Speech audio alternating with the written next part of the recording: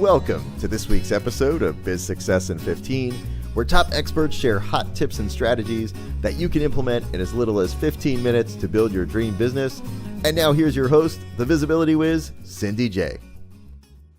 Hi, I'm Cindy J, the Visibility Wiz, and welcome to this week's episode of Biz Success in 15, where you'll get business strategies that you can implement in as little as 15 minutes a day to grow your business to be successful the way you want it. And today I'm really excited to welcome our guest, Julia Stege. She helps out-of-the-box entrepreneurs and change makers to clarify and express their purpose through marketing that attracts their perfect customers from across the globe. In her magical realm of talent is branding and creating inspired websites for clients who are as serious about attracting divinely aligned clients as they are about changing the world. Since 1997, hundreds of clients, united in their desire to show up authentically in their marketing, have worked with Julia to showcase what makes them special and distinct online. Their wildly attractive websites serve as magnets that attract leads, clients, and difference-making opportunities from around the world. So welcome, Julia. It's a pleasure to have you. Thank you. It's my pleasure to be here, Cindy. Thanks for having me. Oh, thank you. Pleasure's all mine. Really excited about speaking with you today, and I have a few questions for you. I do always like to begin by asking our guests about a challenge that you've had to overcome in order to achieve the success that you've achieved, because so many people are struggling right now with their challenges, and it's helpful to hear other people that's had similar challenges. So do you have there? Well, I would say that that while I have been creating branding and websites for people, especially change makers and spiritual businesswomen for 20 years, I still was taken off and taken out of my own path by looking at what other people were doing and thinking that they had an answer that I didn't have. So, I would find myself trying things that really weren't in alignment with my offering, that in fact might have confused my audience because it was the latest shiny object thing. So one example is that around 2009, when social media started getting really big, I decided that I needed to teach social media to people. And, I did, and they learned it, and it was whatever it was. The thing was, I started having people feed back to me that, oh, well, but you don't design websites, do you? Somebody actually said that to me. You don't design websites, do you? And I said, well, gee, yeah, I've been doing that for over 10 years. Why would you say I didn't? And that was because, as soon as I said the word Twitter, they just went insane and couldn't remember anything I said. That's all they could handle was I was talking about you got to get on Facebook, and it was too much for them to think about. I was confusing them. And I actually got some advice from a coach who said, you can't do that and have people really get you. You want to choose what you want to be internationally known for, and then communicate about that, and then let them know later what a genius you are. So if people want me to tell them about social networking now, they do inside of the context of I'm helping them with their brand and their website, not as a social media strategist. Right. So it's about consistency, and I had it all along. I've been consistent. Why would I let myself, and I see this all the time with my clients. I've been a such and such healer for 30 years, but now I have to try this latest newfangled thing. Well, okay. And, what can you say about, what can you say that's consistent about what your results are? Because otherwise you're just Janie come lately with your, bag of tricks, and who knows what you're going to be doing, tomorrow. Right. I do see so many people doing that they're constantly changing, following the new thing. And it's like there's going to be something new every single day, but there's so much to marketing and to growing your business. Yeah. It's really sustainable, and it's the same thing now as it was 10 years ago. And this is where people need to focus, because otherwise you're chasing the moon and you're never going to catch it. Well, I feel that dog chasing its tail. Well, yeah, and in terms of what you're doing with your marketing and what you're doing with your offering, there should be consistency there. What happens, though, is that we don't trust ourselves to be that brilliant, and we look over there and they're doing something. But that what will really make you stand out is being yourself and bringing your gifts out. Those gifts that other people just don't have the same way as you do. And you may think, well, what do people want that? Well, that old thing, that is probably the thing. And it's the thing that when you do it, you're like, oh, that was easy. And they're like, oh my gosh, I took 3 years to figure that out. And you got to figure out what your gift is, but then just focus there, and be consistent about your message. And if you can't be consistent about your message because you don't know what it should be, get help. Get help from somebody that you're aligned with, though, because I've paid people all sorts of money to tell me, you can't say that, you can't do that. So you got to can't be just like they're successful. They have to be successful in alignment with you. Otherwise, it's not going to be a good match. Yeah, it's the same thing, and I completely agree with you. People will sit there and they will rack their minds, and I've seen people stay even up to a year trying to figure out what makes me different. What is my unique, selling proposition? What makes me different? And basically, it's you. That's all it is. You are different because there's nobody in the world that has your perceptions and your life experience. Well, here's what I noticed, Cindy, is that sharing that sometimes is a very vulnerable experience for people.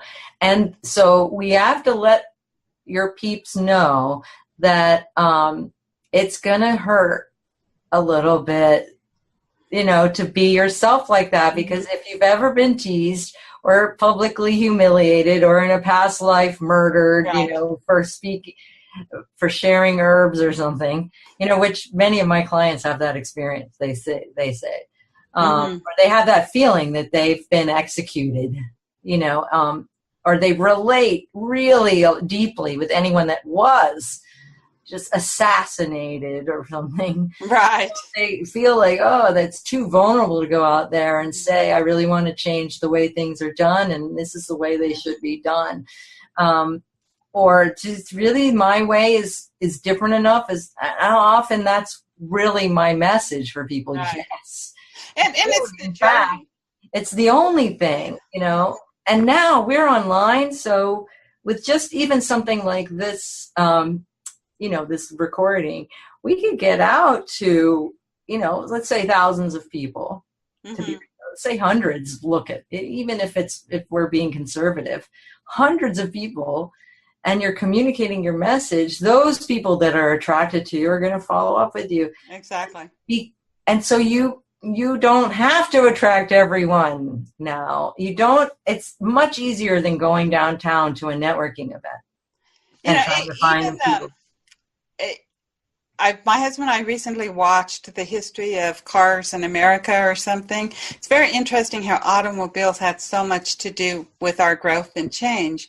Yeah. But, before cars, people didn't even travel 10 miles away from their house. Right. So they had to pick their dates. They had to pick their clients, like if they had clients, within 10 miles, their customers. Yes. But today, in less than 100 years, we've expanded so much that we can talk to people across the country. Oh my gosh.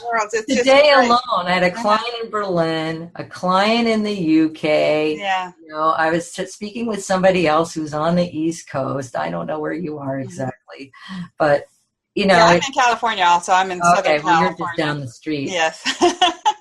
Yeah. So to get back to you, I know that you are like a magical brander, and some people, they don't realize why it's so important to brand their message and to actually have a brand. So can you explain why it's important and how they can brand to align with their soul? Well, I'm going to give you an example of not a brand, okay? So here's not a brand. Well, yeah, I'm a healer, and I do a little Reiki first, and then we'll probably do some massage. Now, I also will work in numerology because I see how that really impacts what's going on with you. Plus, I do this. Now, you get the picture, okay? So that's like not a brand. That's a list of modalities, right?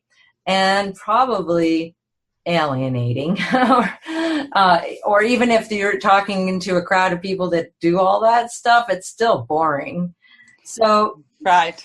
An alternative. There's no connection because somebody's like, do I want numerology? Do I want Reiki? Do I want the massage? If they like it, they're still confused. There's so many choices that I don't know which choice to make, so I'm out of here. Right. Or, I don't know, I've tried Reiki before. Right. And in my field as a website designer, it's almost like saying you're a murderer if you say you're a website designer. It's just not a good lot to put yourself in terms of other people's, because as soon as I would say that, if I ever did, which I don't, I say I'm the magical marketer, and what I do follows that.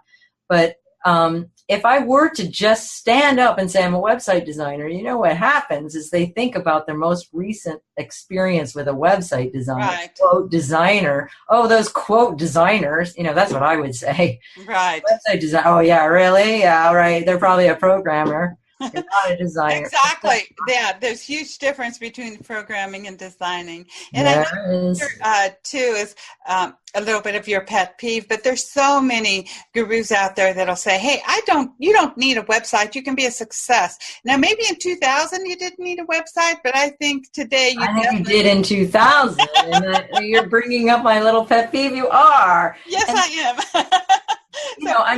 About this. So here's what I like to say when gurus say you don't need a website when they actually have a website, okay? Why would you have a website if you don't need a website? Why are you even saying that? And the other thing is, yeah, you don't really need a website. If you had 100 events last year, let's say, every few days you're going to some kind of networking event, you're hosting events, then you don't really need a website if you're going to replace that online activity with in-person activity, because that's how we used to do it before everyone had websites. We would go and network and we'd meet people and I would say I design logos and then I would get business that way, right?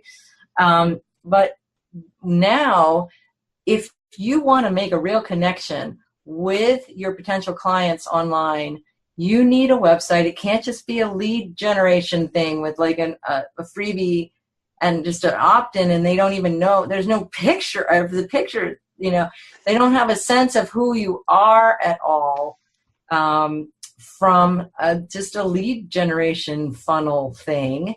They want to get to know you and know if you're going to be the type of person that's going to get them. My people, I know, our people are not going to be, they're cutting edge type, they're not going to be drawn in by some BS. Right. They want to get to know you. They know how to find out who you are because that's what they do. So they're going to find out who you are from your website. Just make sure your website represents you well, that resonates with you, that when you look at it, you feel like, yeah, that's me. Because that's what you're getting across. That's your brand. It's you. You can call it I can call myself the magical marketer. My business is called Magical Marketing. It's really about my perspective, though. And if they don't like me, they're not a good match. Right. So I better just be me. Then they can recognize me. They'll recognize me as a match or not a match. And so then when we're working together, they're not suddenly surprised, like, oh my gosh, you're not at all like you were in your marketing. It's making the connections. It's connecting. It's consistency and knowing, hey, this person has similar values and beliefs that I have. I want to work with them, because otherwise you're working with people you don't want to work with, and it drains your energy. Absolutely. It's true. So you want to identify what's most important to you, Mm-hmm. what you really need to say to the world, and who you're talking to. Right. And you're able to do that consistently, you will attract people that are aligned with you. I only talk with people that are just completely want what I have. Right. Then we talk about, the details. It's what makes you enjoy what you do every day. Whenever people say they go into business because they want to enjoy their life, they want to enjoy what they do every day. And so why add clients and customers and stuff you don't like? Because then you're not going to enjoy it. That's right. You're not going to enjoy it, and you're not going to really be able to serve them. And so, I have a little gift for your people. Yeah, I know that you have a gift, and that your gift aligns with something that our listeners can do in 15 minutes. They can do it in 15 minutes. Yes. A day. Okay, so just do this every day, though. And of course, I'm a rebel. I don't do it every day either. But that's the idea. The more that you can do this, you don't have to do the whole thing at once. So it's called the Soul Tribe Attraction Playbook. And it'll help you to identify what's perfect for you. So you ask the question, if I can attract anyone that I want, and I can, what I want is people who are, and then you start listing, like spiritually inspired, they have great integrity, they want to impact the world, they're highly creative, they're really interesting to talk with, etc. Like you keep going. They're looking for what I have. They're happy to pay for the services. You want to go into the detail about it. There's some instructions in there. When you go through this process, not only are you identifying the platform that you're going to create your brand from, but you're also become vibrationally aligned with what you want. And it transforms people's lives to just, especially women, who are all focused out there, what do other people want, to take that time to focus and say, what do I want? If I can have anything I want, and I can, what I want is this, and that's where the attraction plan, that's what we do. What a wonderful gift, and I think everybody should go and get the gift right now. Also, the link will be posted on Biz Success in 15 along with this recording, so you can re-listen to it or download it and get more of Julia's wisdom. So all the links are listed there. And do you have any final thoughts for our listeners today, Julia? I have 2 quotes for you. One is, be yourself, or everyone else is already taken. That's Oscar Wilde. And what you seek is seeking you. Rumi. Love them. Thank you very much. And I do want to thank all of our guests for coming and listening this week. Be sure to tune in again next week, Biz Success in 15, for more wisdom and more tips and strategies that you can implement in 15 minutes or less. So big hugs to you all, big love, and I will tune in with you next week. Bye-bye. You've been listening to Biz Success in 15. For all links mentioned in today's show and to watch or listen to previous episodes, visit bizsuccessin15.com. Thanks so much for listening, and be sure to tune in next week for another amazing guest.